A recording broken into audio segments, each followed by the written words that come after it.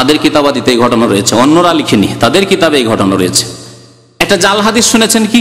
আউয়ালা মা খালাকাল্লাহু নূরি, সর্বপ্রথম আল্লাহ আমার নূর সৃষ্টি করলেন, আর সমস্ত সৃষ্টি জগৎ কুল্লুল খালায়েক মিন নূরি, আর আমার নূর থেকে সারা পৃথিবী সারা বিশ্ব সৃষ্টি হলো। ওয়া আনা মিন নূরিল্লাহ, আর আমি আল্লাহর নূরের তৈরি।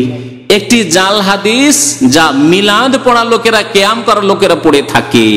এখানে বেরেলভিরা বেশি করে, কিন্তু দেওবন্দীরাও এখানে এসে তাদের সাথে মিলে গেছে। দেওবন্দীদের আকীদা তাদের কিতাবে রয়েছে আউয়ালা মা খালাকাল্লাহু নূরি লাউলা কালামা খালাকতুল আফলাক, হে নবী আপনি না হইলে আমি পৃথিবী সৃষ্টি করতাম না।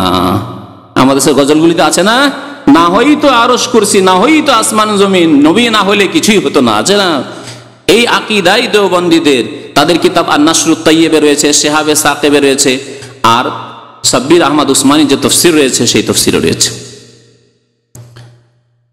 তাদের আরেকটি আকীদা 16-17 নম্বর আকীদা যে নবী করিম সাল্লাল্লাহু আলাইহি সাল্লাম জীবিত। নবী করিম সাল্লাল্লাহু আলাইহি সাল্লাম জীবিত, শুধু তাই না আমাদের মতো জীবিত। এর আগে একদিন বলেছি যে এমনকি মহিউদ্দিন খান সাহেব তিনিও লিখেছেন নবী করিম সাল্লাল্লাহু আলাইহি সাল্লাম জীবিত। তার একটি মাসিক পত্রিকা আছে, জানেন তো, সবাই জানেন, মাসিক মদিনা। মাসিক মদিনা একবার লিখলো, আমি নিজে চোখে দেখেছি। মাসিক মদিনা একবার লিখলো কয়েক বছর আগে, আজকে থেকে প্রায় 7-8 বছর আগে, যে নবী করিম সাল্লাল্লাহু আলাইহি সাল্লাম আমাদের মতোই জীবিত, আমাদের মতোই জীবিত। আমি বাহরাইন গেছিলাম বক্তব্য করতে, তো ওখানে গেলাম, এক ইঞ্জিনিয়ার ভাই আছেন নোয়াখালীর, ইঞ্জিনিয়ার শাহজাহান সাহেব, তার বাড়িতে থাকলাম। তিনি বললেন যে যখন এই পত্রিকা আসলো তখন আমি চিঠি লিখলাম যে আমি বেশি কিছু চাই না, শুধু এর দলিল চাই যে আমাদের মতোই জীবিত, আমাদের মতোই কথার দলিল একটি আয়াত অথবা হাদিস চাই যে আল্লাহর নবী জীবিত আমাদের মতোই, বাস। যেমন কোরআনে রয়েছে ইন্নামা আনা বাশারুম মিসলুকুম, আমি তোমাদের মতোই মানুষ, এইরকমই চাই। ইন্নামা আনা হাইয়ুন মিসলাল্লাহ, হ্যাঁ, বা মিসলাকুম, তোমাদের মতো, মানে আমি জীবিত তোমাদের মতোই। তোমরা যেমন দুনিয়াতে জীবিত আছো, আমি ওই রকমই জীবিত, মরেও আমি মরিনি আমি। এর ওপরে একটি দলিল চাই, কোনো জবাব আজ পর্যন্ত আসেনি। এখনো আমার সাথে টেলিফোন যোগাযোগ আছে প্রায়, উনি মাসলা মাসাইলের জন্য টেলিফোন করেন শাহজাহান ভাই। তো আর আরেকটি কথা বলেছি, হয়তো ভুলে গেছেন, সূরা আহজাবের তফসিরে এই মারিফুল কোরআনে মুফতি শাফি সাহেব লিখেছেন, আর তার অনুবাদ করেছেন মহিউদ্দিন খান সাহেব বাংলায়।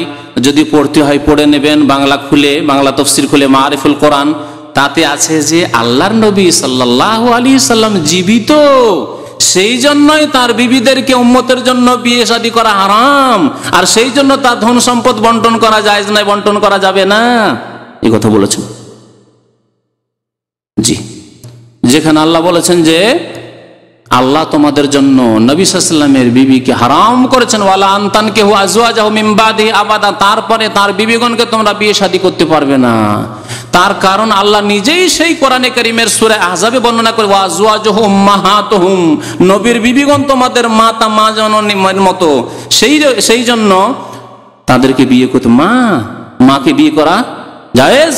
সবচেয়ে বড় হারাম, যতগুলি মুহাররামাত রয়েছে তার মধ্যে আল্লাহ প্রথম শুরুই করেছেন মা দিয়ে, হুররিমাত আলাইকুম উম্মাহাতুকুম, 14 শ্রেণীর মহিলাদেরকে বিয়ে করা আল্লাহ হারাম করেছেন, তার মধ্যে প্রথম শ্রেণী হচ্ছে উম্মাহাতুকুম, তোমাদের মাতাগণকে বিয়ে করা আল্লাহ হারাম করেছেন। আর আল্লাহ বলছেন ওয়াজওয়াজু উম্মাহাতুহুম, নবীর বিবিগণ তোমাদের মাতা, সুতরাং বিয়ে করতে পারো না। শাফি সাহেব মারিফুল কোরআন লিখছেন, আর মহিউদ্দিন খান সাহেব তরজমা করছেন, আর তাদের ভাষায় বলছি, একদিন খুলে দেখিয়েছি এখানে কোরআন। কি বলছেন যে নবী সাল্লাল্লাহু আলাইহি ওয়াসাল্লামের বিবিগণ হারাম, কি জন্য? জীবিত যেহেতু, আর জীবিত মানুষের বিবিকে বিয়ে করা হারাম, তাহলে নবী সাল্লাল্লাহু আলাইহি ওয়াসাল্লামের মান সম্মান আমাদের মতোই। আপনার বিবিকে অন্য লোকের জন্য বিয়ে করা হারাম যতক্ষণ আপনি বেঁচে আছেন, মরে গেলে হালাল। আল্লাহর নবী যেহেতু মারাই যাননি, জীবিত আছেন, সেই জন্য হারাম। তাহলে আল্লাহর নবী আর আপনার মাঝে কোনো পার্থক্য থাকলো? কোনো পার্থক্য থাকলো না। স্ত্রী হারাম হওয়ার দিক দিয়ে আল্লাহ তাহলে কোনো মর্যাদা দেননি, অথচ আল্লাহ পাক রব্বুল তাকে উঁচু মর্যাদা দান করেছেন। তোমার বিবিগণ সারা উম্মত সবার মা, সুতরাং মাকে কেউ বিয়ে করতে পারবে না।